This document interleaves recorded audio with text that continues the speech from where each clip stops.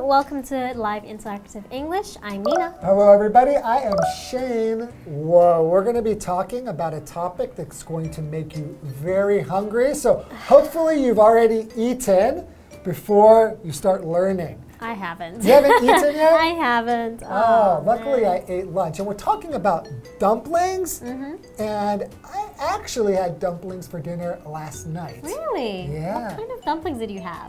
It was like a vegetarian meat dumpling. Oh, vegetarian meat dumpling. Yeah. See, what is it made out of? Like vegetarian. Soy? Yeah, like soy or something like that. Yeah. That's super cool. Yeah, because in my mind, I usually, when I think of dumplings, I'm thinking like meat and, you know, a pastry over it. But yes, there's vegetarian ones, there's like different, even potatoes sometimes. You can pretty much put anything and wrap it up, and if it looks like a dumpling, it's a dumpling. Yes, and it's super cool because in Taiwan, you actually have these restaurants that just sell dumplings, right? Different bafang. That's where I ate last night. Oh, nice. Right, I eat there quite often. And I think they have super cool flavors, super cool. Like it's like there's curry, there's kimchi, you know. So a lot of options. Ooh, I'm pretty hungry. Maybe I should have eaten more for lunch. Yeah, me too. All right, let's learn more about dumplings. All right.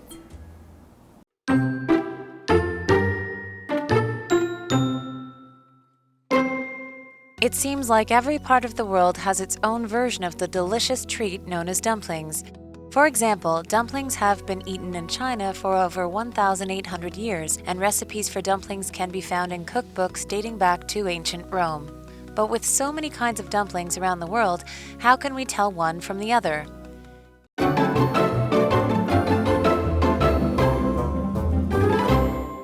All right, dumplings. So usually though, I think when we do think of dumplings, we really think about like Chinese culture or countries, right? That like have Chinese culture. Yes, that's very true. You think of chopsticks eating dumplings, right? Dipping it in like soy sauce and vinegar and stuff like that. But in fact, there are dumplings everywhere, right? Yeah, there's a different version of dumplings in different parts of the world.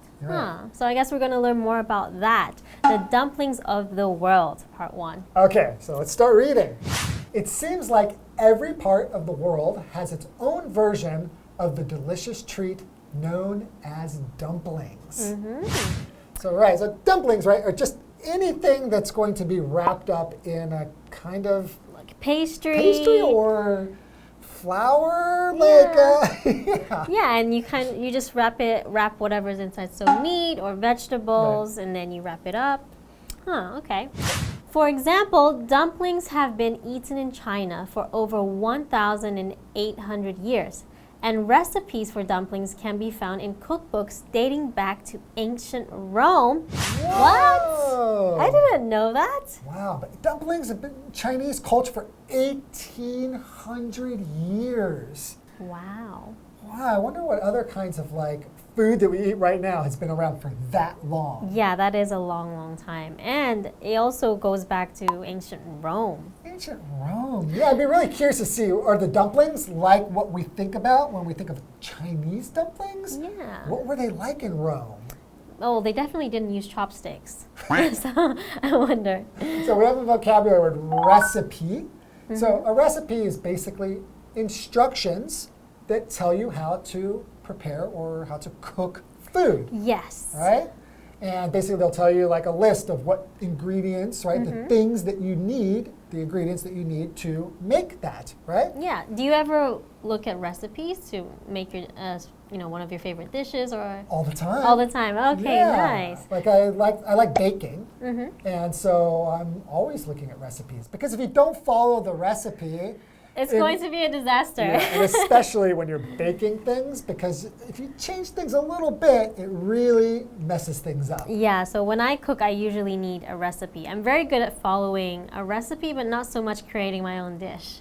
So I always ask my mom how to make her my favorite dishes that she made for us growing up. Does she have like a recipe book?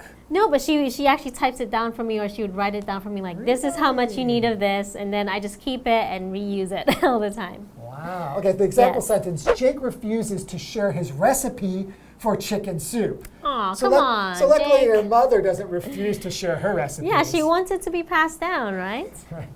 Okay, so continuing with the story. But with so many kinds of dumplings around the world, how can we tell one from the other? I mean, surely they're all dumplings, but there must be something that differentiates them. Yeah. Right? So maybe there's the taste or the texture or the way it's wrapped. Because even if you think about like dumplings in Taiwan, like if you get like shumai or something like that, the way that it's wrapped and it really seems to change it. Yeah. And it's actually the same basic ingredients, but just the way that you prepare it and just the way that you change the shape of it can actually change the flavor. Yeah, and also, you can steam it, you can have it pan fried, you can deep fry it. Well, I'm excited to find out about what other kind of dumplings we can have all over the world. Yeah, so we'll find out more after the break.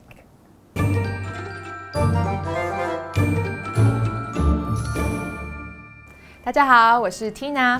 同学们喜欢吃饺子吗？其实世界各地都有不同版本的饺子。我们这2天的课程要来看一下亚洲、欧洲、美洲的饺子有什么不同。课文写到，中国吃饺子已经有超过1800年的历史，而饺子的食谱可以追溯到古罗马时期的料理书当中找到。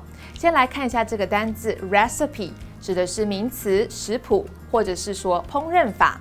老师们聊到各地的饺子，可能因为口感的不同、包法不同而有所区别。Texture, T-E-X-T-U-R-E， 这是一个名词，口感、质感、质地。Differentiate 是一个动词 ，D-I-F-F-E-R-E-N-T-I-A-T-E， 指的是区别、有所差异，是一个动词。这边有2个重点，接着我们进入文法时间。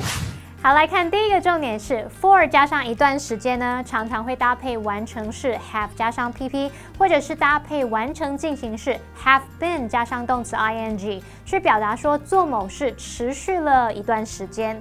举例来说 ，We haven't talked to each other for a week， 我们已经持续1个礼拜不跟彼此讲话了。She has been ignoring my texts.For 3 days， 他已经3天不理会我的简讯嘞。好，下一个重点是 date back to， 表示追溯至什么什么，始于什么什么。那么之后是接过去的某个年代啊、时期或者是事件。来看2个例句 ：The tradition dates back to the Victorian era。这个传统可以追溯到维多利亚时代。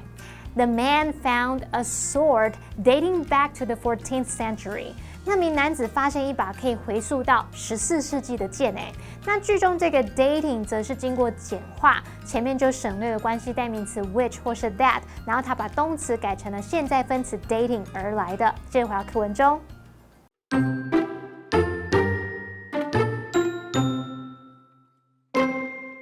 East Asia.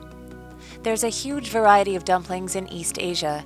Mostly originating in China, they vary from the classic jiaozi to the spicy Sichuan wonton to the soup-filled xiaolongbao. Hong Kong has excelled in the art of dim sum, which features hundreds of different kinds of dumpling dishes. Siomai, a type of pork and mushroom dumpling, is perhaps the most famous of these. And in Japan, fried dumplings, or gyoza, are a well-loved snack. South Asia. Have you ever heard of momos? They're common in India, Tibet, and Nepal. They look like the Chinese baozi, but can have a wider variety of fillings. In Indonesia, the siomai is a popular fish dumpling that is shaped like a cone and usually served with a peanut sauce.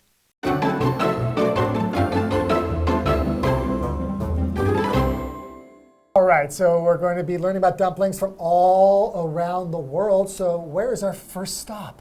East Asia. Okay. Okay, let's talk about East Asia. There's a huge variety of dumplings in East Asia. Mostly originating in China, they vary from the classic jiaozi to the spicy Sichuan wonton to the soup-filled xiaolongbao. Wow. You've tried all of these before, I've tried right? all of them, yes. Yeah, they're actually very good. Okay, so yeah, that's what we thought. Like we think of kind of like China when we Yes. think of dumplings, right? So. Yeah, the only one I haven't tried yet is the spicy Sichuan wonton because I don't do spicy food. Oh, you So don't I'm like just like, spicy that food. sounds very, very spicy, so I'm gonna stay away from it. Okay, so the first vocabulary word is mostly. This is an adverb. It means like mainly. We know the word most means if you have like everything here and we look at it, we will see that the biggest part means like mostly. Yeah, so more than half, right? Yeah, well, I don't know what Probably the exact a number, lot more than 80%? Yeah. I don't know. But for example, you could say in the smaller towns, it's mostly very quiet at night. So here it just means like usually, if you go all around there, most of the places you go, it's going to be quiet. Yes. Another example sentence, the movie takes place mostly inside an old hotel. Ah. So maybe some other parts are in the street or at somebody's at the house, park. but for most of the movie, it's going to be inside of the hotel, the old hotel. Okay, and the next word is vary. Vary is a verb. So if things of the same type vary, they are different from each other. So for example, rooms of the hotel vary in size. So you have your two-person bedroom, you have the 4-people bedroom, Right. 4-person bedroom. Right, okay. Yes. So this must be the old hotel we were talking about before. Maybe, yeah, in the movies. Okay, let's continue. Hong Kong has excelled in the art of dim sum, which features hundreds of different kinds of dumpling dishes. I love dim sum. Me too. Shu mai, a type of pork and mushroom dumpling, is perhaps the most famous of these. You can get that in Din Tai Fung, right? Right, right. Yes, That's it's a super good. really famous dish in Din Tai Fung. Yeah. That's actually the first dumpling that I had when I came to Taiwan. really? Was in Din Tai Fung. Okay, so you say like you had the best one first, so now you're just like... So nothing else after that can compare to it. Yeah, and the other word is mushroom. So in the, what is it, Xiao Mai, right? Inside the one that you tried, did it have a lot of mushroom? I don't really remember, actually. I just remember thinking, wow, it was really good. Oh, okay, so mushroom is any one of the many types of fast-growing fungus. So mushroom, what types of mushrooms are? You're vegetarian, you should know. I should know. There's an enoki mushroom. There's, oh no, you asked me right now. I can't think of any other kinds. But there's so many varieties of there mushrooms is. that you can eat. But there's also a lot of mushrooms that you Cannot can't eat, They're yeah. poisonous. Yeah, so you should be careful. So don't pick them just when you're in nature and start eating mushrooms. You Yeah, get sick. not a good idea. But I'm not a fan of the texture of mushroom anyway, so I don't eat mushroom. Don't eat mushrooms. No spicy food. No mushrooms. Yeah. I mean, I'm not that picky. No weird parts, Okay. Okay, so an example sentence would be, Todd asked for extra mushrooms on his pizza. Nina. Is that okay Todd. to have mushrooms on pizza? Sure, that's delicious. Okay. What? I just don't want mushrooms anywhere. Okay. And in Japan, fried dumplings or gyoza are a well-loved snack. Ooh, fried dumpling. Yeah, so you can get fried dumplings in Taiwan too, Yeah, you right? can. We call them pot stickers. Yeah, those are like, they're like on a pan, but not deep fried, right? Right. But also in Taiwanese breakfast stores, they do have deep fried dumplings. Ooh. Yeah, it's really good. Okay, so now continuing, we're going to be mentioning South Asia. Okay. Have you ever heard of momos? No. Yeah. No? They're common in India, Tibet, and Nepal. Okay. Momos. I know that I've heard like samosas. Yeah, samosas. They're like these triangled stuffed they're not exactly like dumplings because the shape is different, but it's, it has the pastry, it has the meat inside or the veggies inside. But no, it's not momos. Momos actually looks more like a dumpling. Oh, okay. Yeah. Okay, so they look like Chinese baozi, but can have a wider variety of fillings. Interesting. Oh, yeah, they might have like more curry and stuff like that if they're from India, right? Yeah. Okay. In Indonesia, the shumai is a popular fish dumpling that is shaped like a cone and usually served with a peanut sauce. So it's served like a cone. So we know a cone, right? That's our first vocabulary here. Is a cone is like the shape of an ice cream cone. Yeah. Right? So basically it's round at the top and then it goes down and comes narrow to a point. Yes. Right? That's an interesting style. Yeah. 'Cause I think of a dumpling, I don't think of that kind of a shape. Yeah, you don't. And it's mainly with fish, right? So that's actually something new. Okay, our example sentence for cone. Frank made a cone out of a piece of paper. Yeah, I've done that before to drink water. To drink water? Yeah, you can make a piece of paper and then turn it into a cone, and then you can drink water out of it. Or you can use it as like a, like a coffee filter. You also kind of make one with those. Yeah. Wow, pretty clever. Okay, so that's all we have for today, and well, I guess we'll learn more about dumplings next time. Yeah, we'll learn more about it in different parts of the world. Okay, I'm excited. Bye.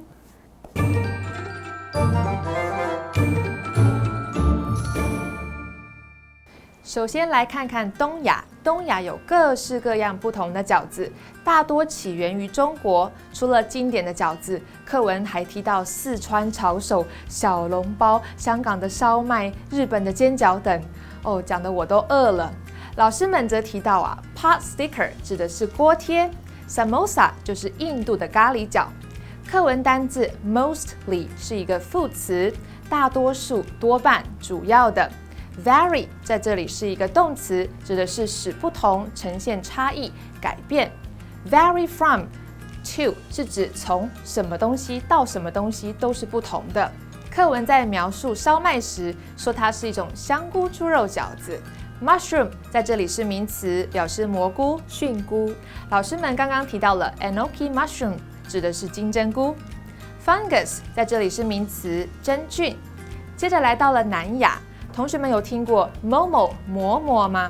它在印度、西藏和尼泊尔都很常见哦。看起来像是中式包子，但可以有更多不同种的馅料。而在印尼，清蒸鱼饺是一种受欢迎的鱼饺，形状像一个锥形，吃的时候通常会搭配花生酱汁。单字 cone 是一个名词，圆锥体。例句写到 Frank 用一张纸做成一个圆锥体。这让 Nina 老师想到咖啡滤纸 coffee filter 也是这个形状。Filter F-I-L-T-E-R 是一个名词，表示滤网、过滤器。好啦，以上是今天的讲解，同学们别走开，马上回来哦。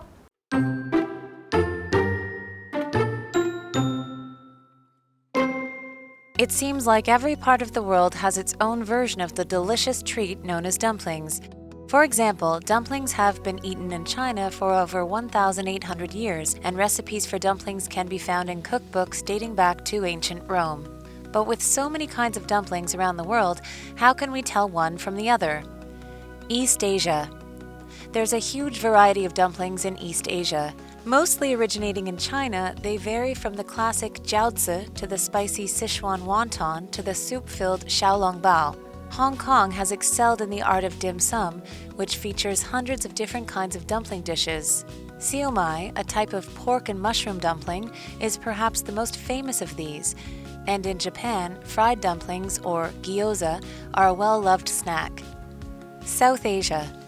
Have you ever heard of momos?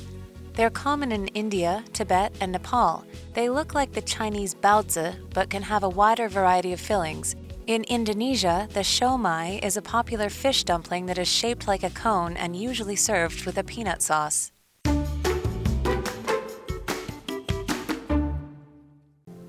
The Hualien Tourism Sugar Factory was originally built by the Japanese in 1921.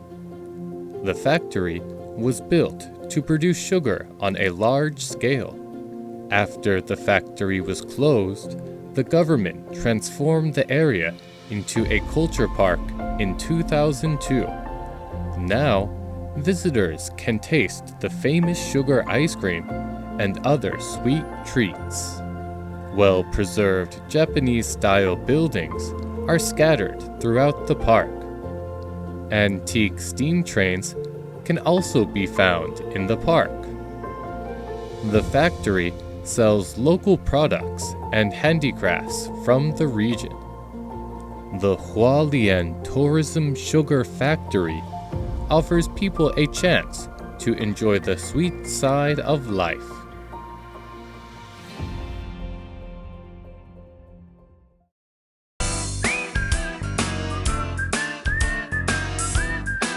See you next time!